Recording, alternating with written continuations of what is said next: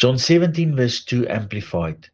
Just as you have given him power and authority over all mankind, now glorify him so that he may give eternal life to all whom you have given him to be his permanently and forever.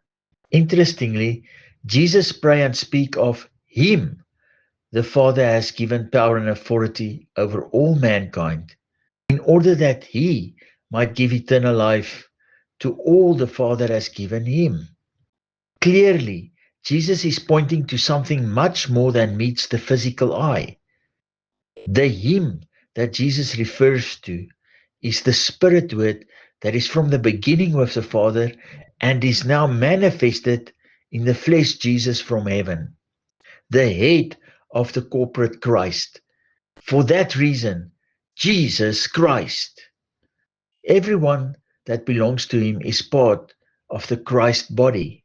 The participation in the Christ is the conscious awareness in your consciousness that by his salvation you have been brought over from the realm of the dead into the realm of the living. Jesus Christ, thank you that you have come and saved us from dead Adam and has brought us over from the realm of the dead into the realm of the living in the Christ of whom you are the head.